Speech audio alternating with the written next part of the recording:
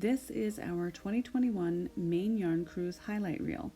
The cruise takes place from July through October, and this is some of the footage that we captured during our tour across Maine. You will definitely want to stay tuned till the end. There's some beautiful fall colors that we captured on the road. Unfortunately, we did not get any footage of our first leg of the trip, but we did go back to the Maine Alpaca Experience Farm with the grandkids and got some footage there, and we had a absolute blast here.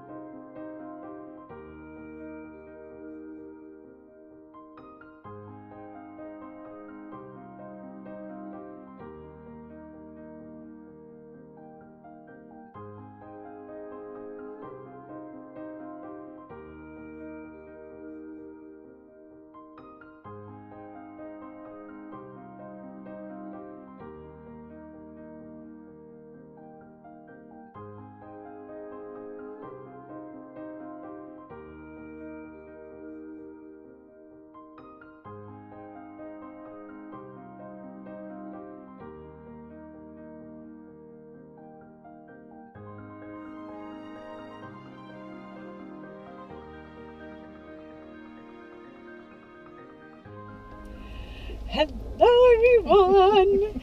We are on our yarn cruise adventure. This is our second trip. Yep. And we are at Bartlett Yarns in Harmony, Maine. And Julie, what are you hunting for at Bartlett today? I need the contrast color for my Spark Rhinebeck sweater. I am on the hunt for everything because I have totally busted my fiber diet, so pretty much anything goes at this point. I don't really need anything, but I find something. Oh yeah, would need, want, no such want thing with yarn every time. and fiber. Yeah, yeah. And we have, let's see if I can show her. Oh, yep. Nellie's back! Nellie's with us. And we have found Velcro for her bottom. Yes. So she has not as many whoa Nellies this time. And she's also she has a house. She has her little croft house, and it's wedged between. I'll show a picture, but it's keeping her upright. Yep. So we are about to go off to Bartlett. So we will show you what we can show you. In a bit.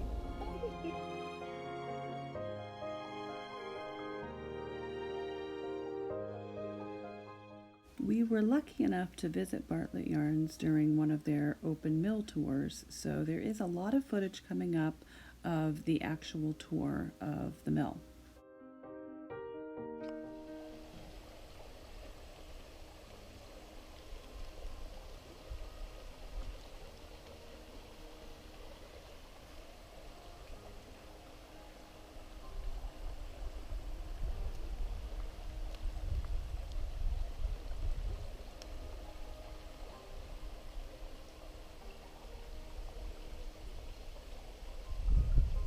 Is wool.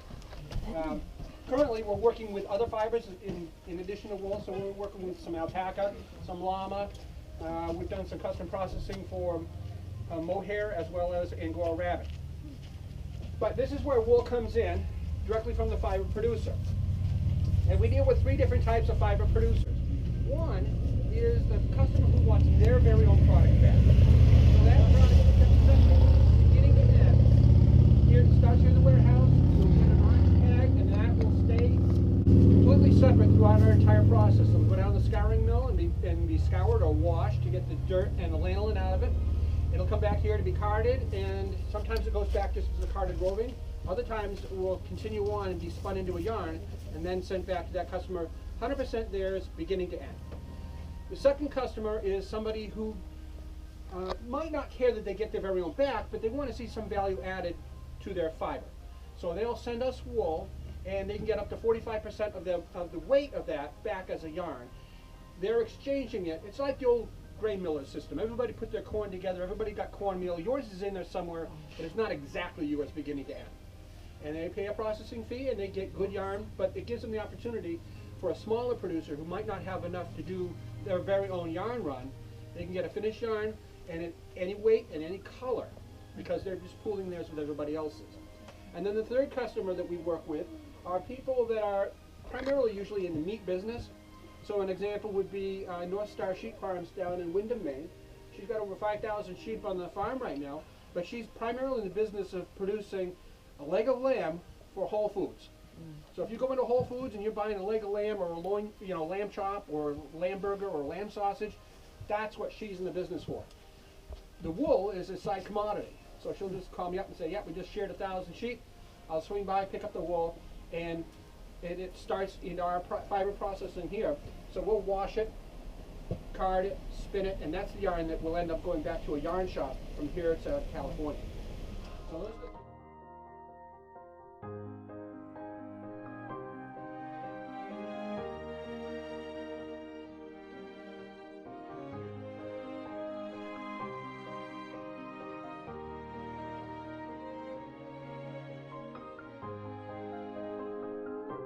sometimes 5 different shades of dyed fiber blended together. So blue lock's actually got 5 different colors in there. If you look close enough at it, you'll see that there's going to be a red, 2 different shades of blue, a teal, and an aqua. So kind of interesting how we do it.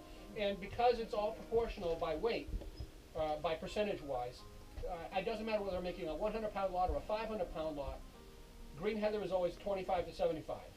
Okay, so you just use the math and determine how many pounds of green and how many pounds of white, whether it's 100, 300, 500. So we're going to start, we'll head off across the street.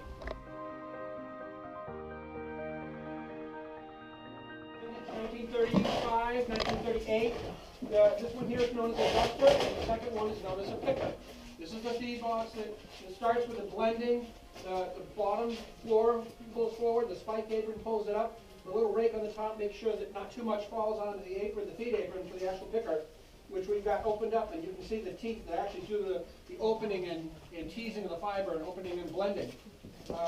So we'll dust it and we'll pick it, and we've got a large fan on the back side that actually pulls the fiber through the picker and sucks it up, and just like a water pump, except for it's using air, we'll blow it through the ductwork and into this small room that we're holding it.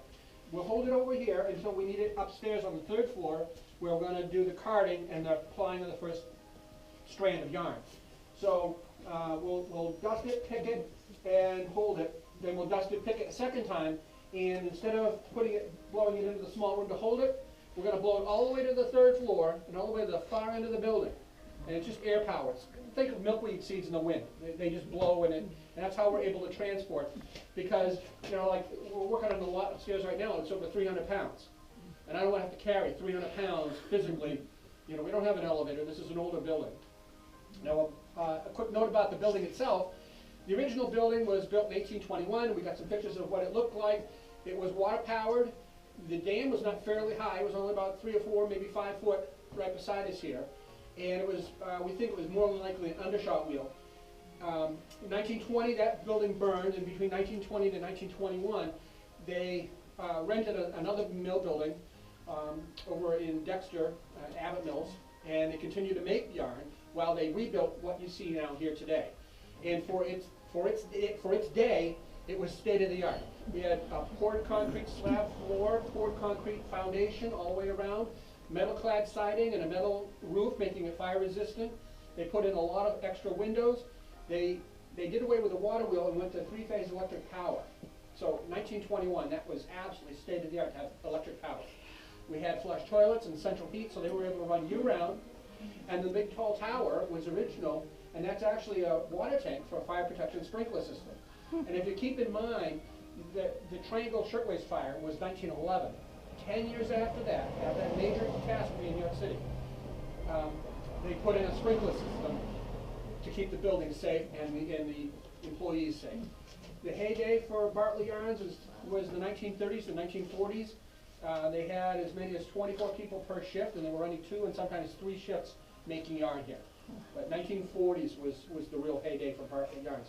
It has always stayed small, primarily making a hand knitting yarn that was sold directly to customers, which we still do today, although quite a bit of our yarn goes to a local yarn shop where they turn around and sell it to that local customer.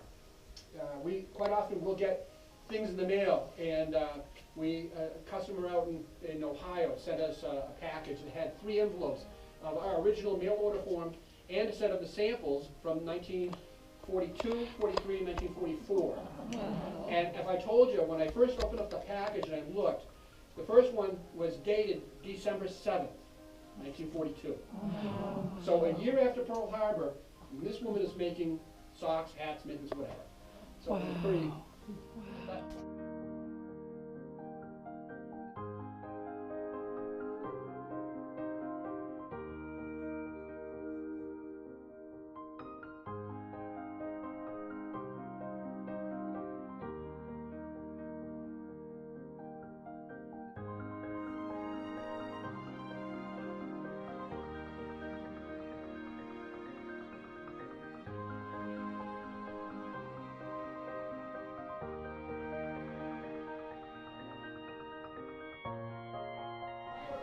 And it's blown into a hole again on the far end, and it is fed in through an automatic feeder.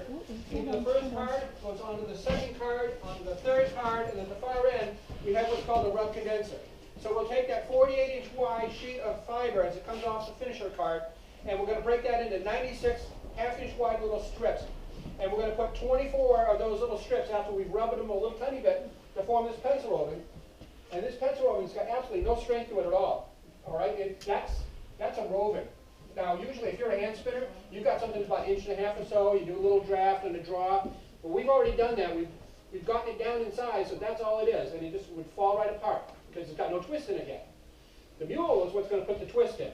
Now, I need you for a second. Down here at the far end, she's going to get the diving wool. Come on. Now, here's the raw fiber, and we flew them upstairs.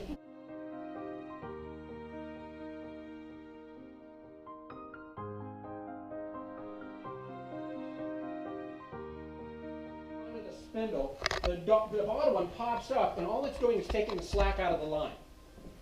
So you watch that. And another thing that makes a mule spun yarn just slightly different is that as we make the yarn on the way out, it's going to stop, and there's going to be just a little tiny bit of relaxation. A modern spinning frame puts the twist in and winds it on the bobbin all in one very fast motion, whereas we've got a little tiny bit of relaxation there and allows the fibers to breathe and relax. So we'll fire this up. Now we're spinning 240 spindles. This was replacing one person sitting in their kitchen spinning that one thread all winter long so they can make a pair of mittens or a hat or a sweater or socks. We're doing, every pass here, we're generating 2 yards of that first thread times the 240 bobbins. So if you add it up math-wise, the total yardage with every pass is a skein of yarn. Wow. Think of it that way. So I'll probably do 6 or 8 passes. It's enough for a sweater. Wow. Wow.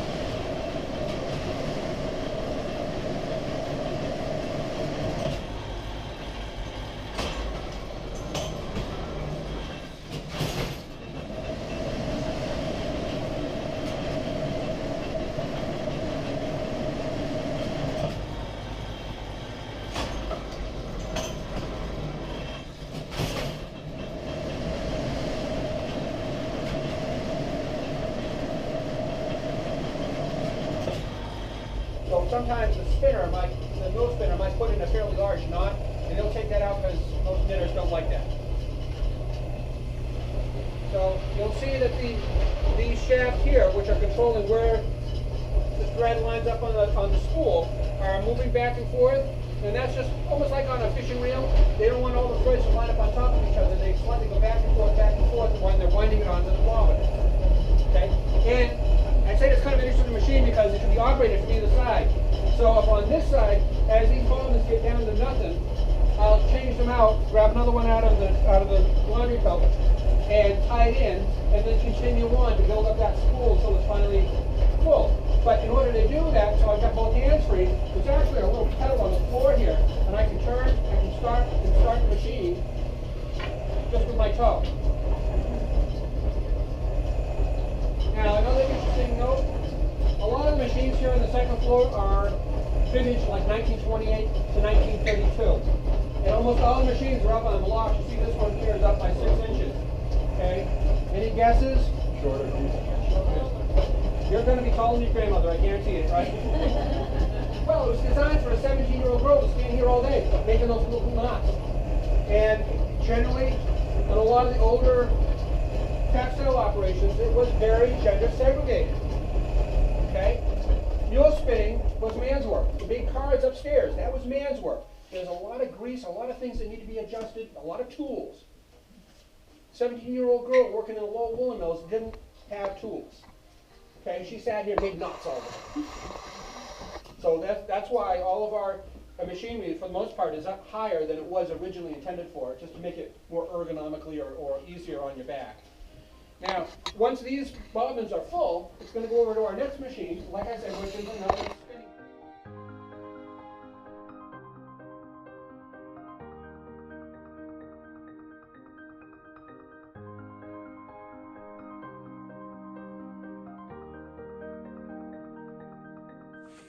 We can put it on a skein, we can put it into a center pull ball, or we can put it onto a cone. Now, if it was an order going to a large knitting mill or a weaving factory of some sort where they're making blankets or a knit sweater, scarf, something like that, they'd want it on the cones because they're running continuously. Sometimes they'll double, triple, and quadruple stack, so the beginning of one cone ties into the end of the next, and they'll stack several of them so that when that machine gets started, it just runs all day making fabric, whether it's woven or knit. But here, we're primarily in the knitting yarn business, and 90% of our product goes out as a skein or a hank. And there's some historic reasons behind that, as well as some interesting things to think about.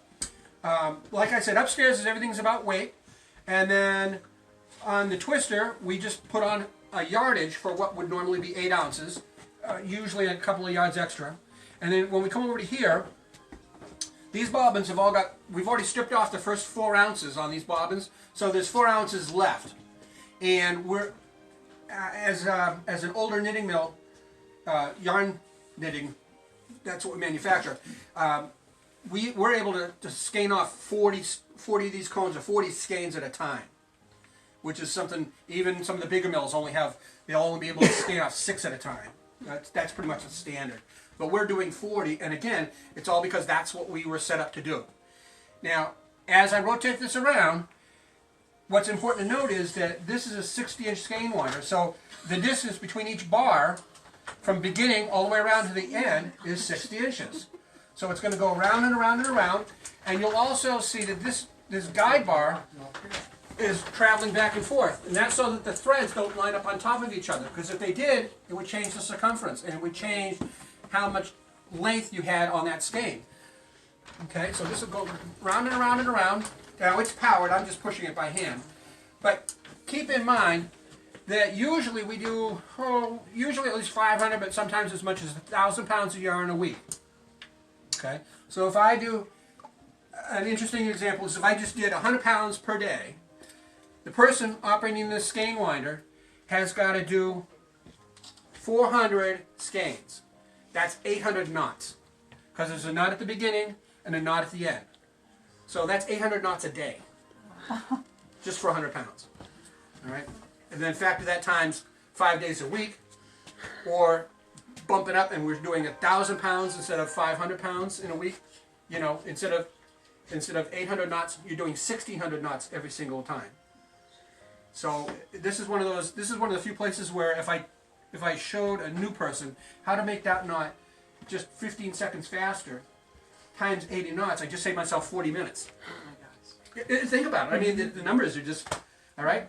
And so each one of these sets will produce 10 pounds or 40 skeins of yarn. So,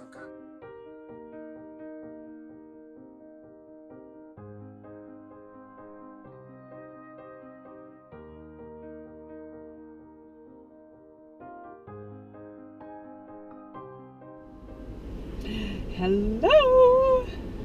We are in Calais, Maine. This is our third leg of the Maine Yarn Cruise. We have just driven 2 hours. 2 hours. Almost 100 miles. Yep. And we are 3 miles from the Canadian border. We are in the parking lot outside Roving Yarns Home Decor and Gift Center. We're going to go visit Paula. Yeah. See what we can find. Julie, what are you looking for at Roving? Hoping she has her minis bin. Minis bin! I am going to get in and swim in Yeah. minis. And I am looking for my 4th sweater quantity of yarn for the cruise. Yakety Yak. Beautiful, luscious yak yarn. I have a skein of spice colored Yakety Yak. I'm hoping to score some like a dark navy color to go with it. And I think I'm going to make a Jen Steingass sweater from it. So hopefully she has enough that I can score some of that. So we'll be off and then we're going to, what's the next stop? Woolies. Machias. In Machias. So. Look out, Machias, here we come. Yep. Nutty sisters are on their way. So we're going to go check out Paula's new space, Roving Yarns' new space, and see what she's done. Yeah. Fun. Excited. Yeah. All right. So.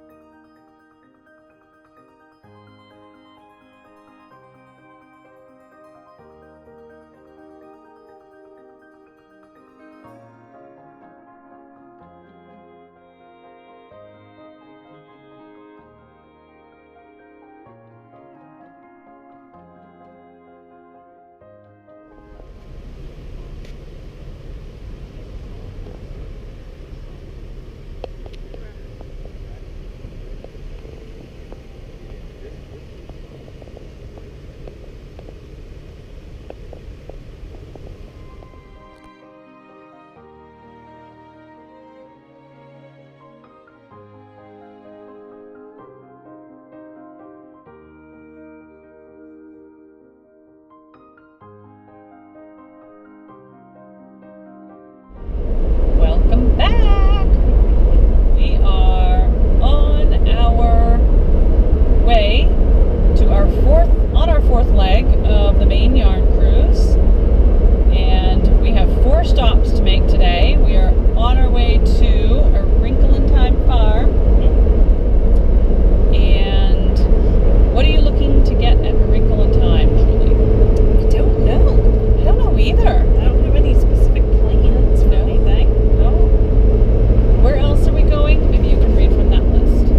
Let's see. A Wrinkle in Time, Knitwit, and Yarn Seller, and Rosemary's. Ooh, Rosemary's. She's got all the yarns. All the yarns.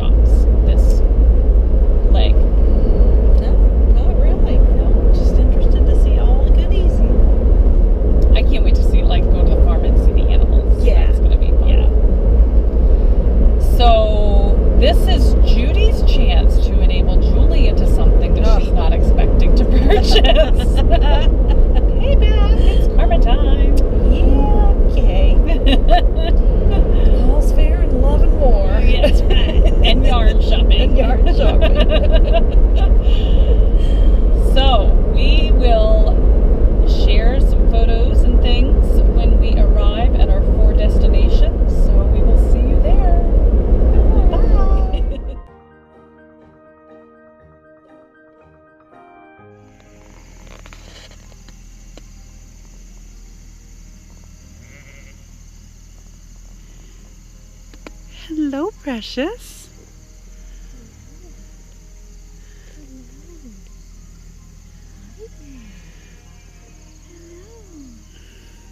Oh my goodness.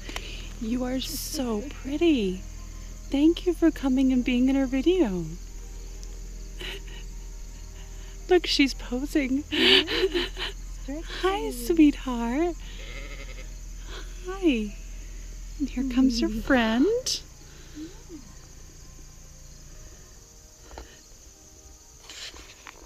Oh my goodness, they're so pretty.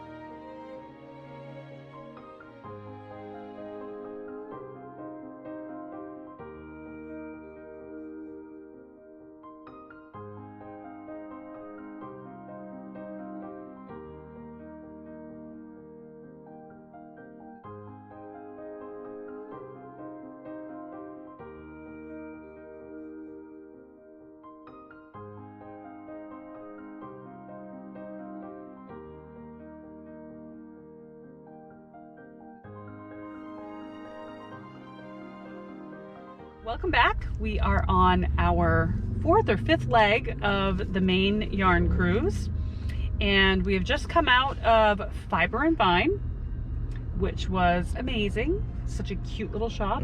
Sweet little lady in there. Best bathroom on the tour. I think it was Sharon. Sharon, yes. Yep. Best bathroom on the tour. Beautiful bathroom. I actually took pictures, so I will be sharing them. And we did not get Fiber or Vine. Nope. But we did get some lovely things, which we'll share with you. Yes. And so now we are on to Pins and Needles, then Happy Knits, and then Yard Goods. And then this will almost wrap up our journey. We have 2 more shops to go to. We have to go to Cashmere Goat again. Since somebody forgot their passport when we went before. We won't name any names, but we will point fingers. And then we're going to Mother of Pearl that's our final shop, and that's where we will drop off our passport. Yep. For the big drawing. And we can do a highlight reel. I can't wait to share all the fun things we've been doing. Yep. So, I am not on the search for anything. I am. You have your search. What are you searching for? I'm searching for Baroque vintage yarn in very specific colors. The colors that do not exist. They do. They made them up in her mind. Nope. They're on the website. Somebody's got them somewhere. And this is for, you are knitting. They have a Blitzen stocking on the Baroque website. Free pattern. For 3 stockings, actually. But I want to do Blitzen, which has these specific colors. Actually, they have them in more like traditional bright Christmas colors, but I want the more vintage Christmas colors. That's why I'm having difficulties, I'm sure. Because they don't exist. They do! She made them up. I am literally not looking for anything because I've reached my 8 sweater quantity of yarn limit. Maxed out a long time ago. Yeah. But I did find some things in Fiber and Vine that I didn't know I needed. So I'm sure that'll be the same for the rest. So we are off to Pins and Needles. We'll see you on the road. Bye.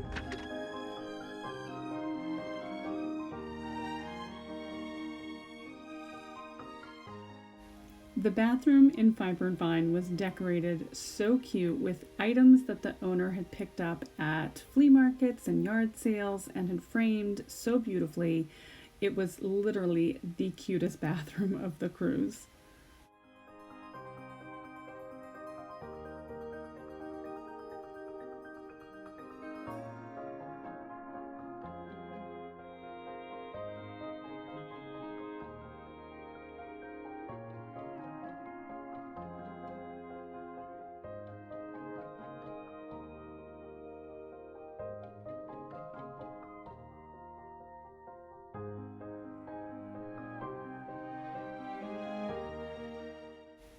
Visiting this shop has given me the bug to sew again, and I picked up a couple of different pieces of fabric, and I can't wait to get my sewing machine dusted off and begin creating again. It was so much fun in here.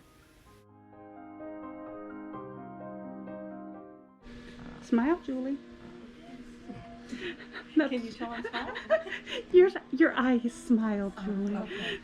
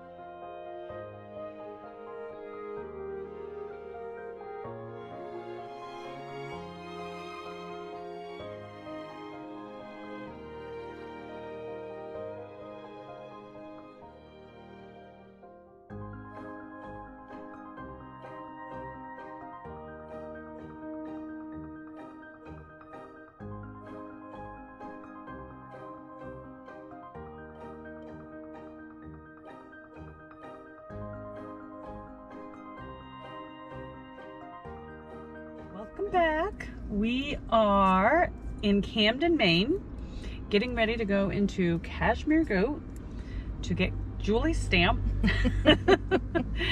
And I don't think we're really gonna need anything there because we shopped last time. Right. And next we're going to Freeport, Maine to go to Mother of Pearl, which is the sort of the sponsor. Yeah. They kind of do, Like the organizer, coordinator, Yeah. or whatever. yeah. And that'll be our last stamp, and we'll be able to turn in our passport. Yep. We hit them all. Are you looking to shop for anything at Mother of Pearl, Julie? Nothing specific. No. Nope. So I'll just browse and see if there's anything. Probably not. I'm trying to save for Rhinebeck. Yeah. There's nothing that we need, but there's Yeah, there plenty may be- that we'll want. You might be looking for a needle set, right? I am looking for a metal DPN, a set of metal DPNs. I have a project that I'm looking to do, and I don't think my wooden needles are gonna really work. And I don't really have a full good set of metal DPNs. I have little onesies and twosies of aluminums I've gotten here and there. Yeah. So that's what we'll be looking for. So it's 11 o'clock. Cashmere Goat's open. All right. Ready, set, go. Ready, set, go.